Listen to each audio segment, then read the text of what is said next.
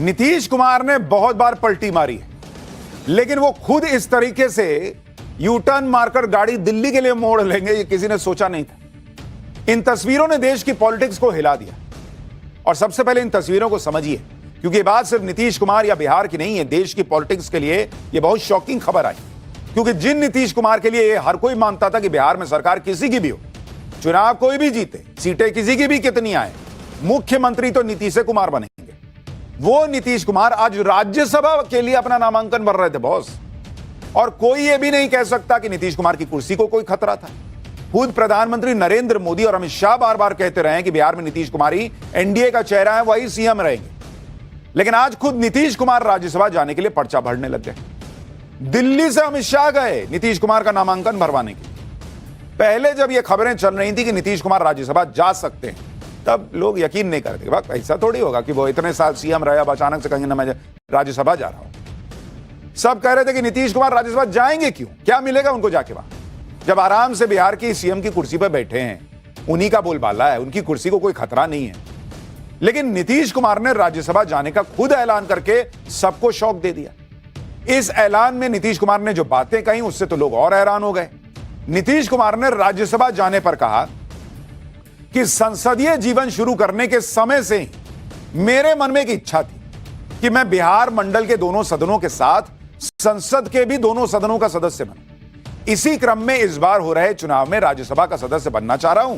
नीतीश कुमार ने कहा कि जो भी नई सरकार बनेगी उसको मेरा पूरा सहयोग और मार्गदर्शन रहेगा। यानी नीतीश कुमार कह रहे हैं कि उनके अंदर इतने हिलोरे मार रही थी भावनाएं कि मैं राज्यसभा का तो मेंबर नहीं बन पाया हूं, इसलिए वो राज्यसभा चले गए और सीएम की कुर्सी छोड़ दी। कोई भरोसा करेगा बॉस? भाई इतना मन में अरमान था कि राज्यसभा जाना है तो चुनाव के पहले चल जाते, पहले तो नहीं गए। इनफैक्ट कई जानकार तो यह कहते हैं कि उस वक्त चुनाव में जानबूझ के यह माहौल बना दिया गया कि नीतीश कुमार को चुनाव के बाद बीजेपी सीएम नहीं बनने देगी, ताकि नीतीश का कैडर एक्टिवेट हो जाए कि ना हमारे नेता की कुर्सी चली जाएगी, आए भर भर के वोट करे। और वही हुआ। बिहार के हाल के चुनाव में सबसे बड़ी गेनर तो जेडीयू थी। इतना गेन करने के बाद इनके मन में आया कि हमको राज्यसभा जाना है। देखिए नीतीश कुमार जो बात कह रहे हैं कि राज्यसभा जाने की मेरी इच्छा थी, उनके मन में इच्छा थी कि राज्यसभा का सदस्य भी एक बार बनकर देख लिया जाए। ये कोई भरोसा कैसे कर लेगा बॉस? गले के नीचे उतर ही नहीं रहा है, क्योंकि कोई सीएम रातों रात कुर्सी छोड़ के राज्यसभा सांसद बनना चाहे, यह आज तक लोगों ने नहीं सुना। और इसलिए लोग कह रहे हैं कि कुछ ना कुछ खेला है बॉस, जिसके बारे में आगे बात करूंगा। नीतीश कुमार ने ऐसा शॉक दिया कि सबकी लाइन लेंथ बिगड़ गई। इंडी वाले तो अलग ही परेशान हैं कि नरेंद्र मोदी ऐसा क्या करने वाले हैं बॉस कि नीतीश को दिल्ली ला रहे हैं। उधर नीतीश कुमार के अपने कार्यकर्ता शॉक्ड है। क्या अचानक क्या हो गया भाई? चुनाव को 4 महीने हुए थे, 4 महीने में कुर्सी काहे छोड़ दिए, दिल्ली जा रहे हैं। तो जैसे ही नीतीश कुमार ने ऐलान किया कि मैं जा रहा हूं राज्यसभा, दिल्ली जा रहा हूं, उनके समर्थक भड़क गए। सीएम आवास से लेकर पार्टी दफ्तर तक समर्थकों ने भयंकर गदर काट दिया। किसान जी को राज्यसभा भेजे, बिहार के मुख्यमंत्री नीतीश कुमार ने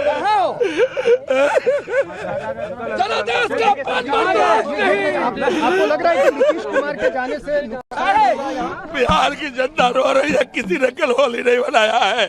सैकड़ों महिलाओं ने, पुरुषों ने वोट किया है, हजारों कार्यकर्ता रो रहे हैं। सब लोगों ने घर घर जाके नीतीश जी के लिए वोट मांगा था, किसी दूसरे के लिए कोई वोट नहीं हुआ था। आज नीतीश कुमार नहीं रहेंगे, हम लोग नहीं रहेंगे। नीतीश कुमार नहीं रहेगा तो हम लोग क्या करेंगे? राजीव जी ऐसा फैसला क्यों लेंगे? नीतीश कुमार क्यों नहीं? कार्यकर्ता फूट फूट के रो रहे हैं, कुछ लोग गुस्से में हैं, विधायकों की गाड़ी ही घेर के वापस कर दे रहे हैं। उधर इंडी गठबंधन को नीतीश कुमार के फैसले में बीजेपी की साजिश दिख रही है।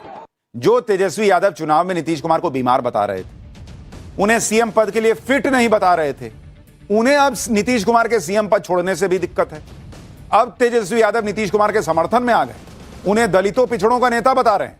काहे भाई? अभी तो कुछ दिन पहले तक आप कहते थे कि बड़े एम्बैरेसमेंट है नीतीश कुमार, क्या क्या हरकत कर रहे हैं, इनकी तबीयत ठीक नहीं है, चीचा लेदर हो रहा है। अब जब नीतीश कुमार दिल्ली आने लग गए तो कह रहे अरे बाप रे, इतना बड़ा नेता चला जाएगा दिल्ली। सुनिए कैसे अब जो नीतीश कुमार यू टर्न के लिए जाने जाते हैं, देखिए तेजस्वी जी कैसे यू टर्न मार दिए। और हमने कई बार भी कहा कि 6 महीने से ज़्यादा इनको कुर्सी पे नहीं बैठने देंगे। भाजपा जिसके साथ भी रही है उसको बर्बाद करने का काम किया है। और भाजपा तो आप जान रहे हैं कि ओबीसी, दलित, आदिवासी विरोधी पार्टी है। वो नहीं चाहते हैं कि भाई बिहार में ऐसा नेता रहे जो ओबीसी और एससी एसटी की बात करता रहे। हमारी पूरी सहानुभूति है उनके प्रति, और जो भी उन्होंने बिहार की सेवा की है उसके लिए हम जो है उनको धन्यवाद भी देना चाहते हैं। नीतीश जी को तो घोड़ी पे चढ़ाया है दूल्हा बना करके, लेकिन फेरा किसी और के साथ दिला रहा है। नीतीश कुमार के राज्यसभा जाने पर इंडी गठबंधन ने बवाल काट दिया। अखिलेश यादव कह रहे हैं कि बिहार के इतिहास का सबसे बड़ा अपहरण हो गया है। भाजपा ने तो फिरौती में पूरा बिहार मांग लिया। अगला नंबर समझदार को इशारा काफी। टीएमसी के नेता कीर्ति आजाद कह रहे हैं कि चल गया भाजपा का जादू टोना, बंद करो जदयू वाले रोना धोना। कांग्रेस कह रही है कि ये तो तख्ता पलट है, जीटू ने इसकी साजिश रची। ये एक तरह से बिहार के लोगों के जनमत के साथ धोखा। मतलब इंडी गठबंधन को नीतीश कुमार से बढ़िया कोई नेता ही नहीं दिख रहा। वो रो रहे हैं, जेडीयू वाले रो रहे हैं तो समझ में आता है, इंडी गठबंधन वाले रो रहे हैं। करे अपहरण कर लिया बीजेपी ने, गद्दारी कर दी बीजेपी ने। यानी बीजेपी ने महाराष्ट्र में एकनाथ शिंदे को सीएम नहीं बनने दिया, वैसे ही अब नीतीश कुमार के साथ खेला कर दिया। विपक्ष यही कह रहा है। एक बार इनको भी सुनिए। उन्होंने शिंदे साहब वाले वर्जन में काफी इंप्रूवमेंट करके बिहार में एक नया संस्करण लाए हैं, जिसको मैंने आपके माध्यम से पहले कहा था, मादुरो वर्जन, देसी वर्जन ऑफ मादुरो। एक भाजपाई षड्यंत्र है नीतीश कुमार जी को मोहरे के तौर पर इस्तेमाल कर बिहार की जनता की वोट ले और चोर दरवाजे से फिर उनको दरकिनार करने का। नीतीश बाबू एक सुलझे हुए राजनीतिज्ञ तो हैं, परंतु भाजपा के छल में अब फंस गए हैं। और वही हुआ जो कांग्रेस ने, आरजेडी ने प्रेडिक्ट किया था। धीरे धीरे शायद अब जनता दल बचेगी भी या नहीं, किसी को मालूम नहीं। यानी पूरा विपक्ष यह माहौल बना रहा है कि नीतीश कुमार फंस गए, उनके साथ खेला हो गया।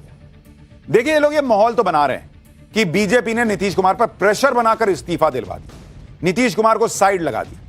लेकिन जब आप पिछले साल जो विधानसभा चुनाव हुए थे, वो नीतीश कुमार के चेहरे पर लड़ा गया। और उस चुनाव में नीतीश कुमार की पार्टी को सीटें कितनी आई थी, अगर आप देखेंगे तो आप खुद बोलेंगे कि भाई नीतीश कुमार की कौन सी मजबूरी हो सकती है। बिहार में अगर आप देखेंगे, बिहार में 2025 में जो चुनाव हुए अभी ना खत्म हुआ है, ढंग से साल नहीं बीता है, उसमें बीजेपी को आई थी 89 सीट और जेडीयू को आई थी नीतीश कुमार के चेहरे पर 85 सीट। और ये उनके लिए प्लस 42 सीट था पिछले बार के मुकाबले, क्योंकि जेडीयू को 2020 में 43 सीट आई। अब कोई भी पूछेगा कि जरा लॉजिक समझाओ, जो लोग कह रहे हैं कि नीतीश कुमार को जो है किडनैप कर लिया, उनसे छीन लिया, प्रेशर बना लिया, ये कौन बात का प्रेशर है नीतीश कुमार पे? बॉस 85 सीट लाए हैं, 42 सीट का गेन है, वो ऊपर जा रहे हैं पॉलिटिकली अपने पार्टी को लेकर, उसका ग्राफ ऊपर जा रहा है। तो 85 सीट पाने वाला व्यक्ति कौन बात के प्रेशर में, ये भी तो बताइए। ये नहीं बता रहे, प्रेशर है, किडनैप कर लिया, गद्दारी कर दी। अरे नीतीश कुमार किडनैप हो क्यों गए जब उनके पास सीट है?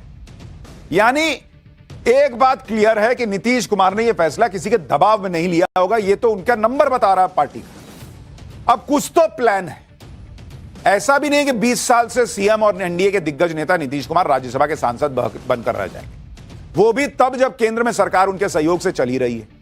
इसलिए अटकलें लगाई जा रही हैं कि क्या मोदी कैबिनेट में बड़ा फेरबदल होने वाला है और इसलिए नीतीश कुमार को दिल्ली लाया गया।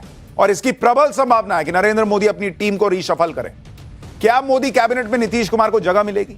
अगर हां तो कौन सा मंत्रालय मिलेगा? क्योंकि नीतीश कुमार अगर बिहार के सीएम पद की कुर्सी छोड़ रहे हैं तो यहां हल्के में तो किसी कुर्सी पर बैठेंगे नहीं, और सिर्फ राज्यसभा के सदस्य बन के क्या ही करेंगे? इसका मतलब वो मंत्रालय में आएंगे कहीं ना कहीं।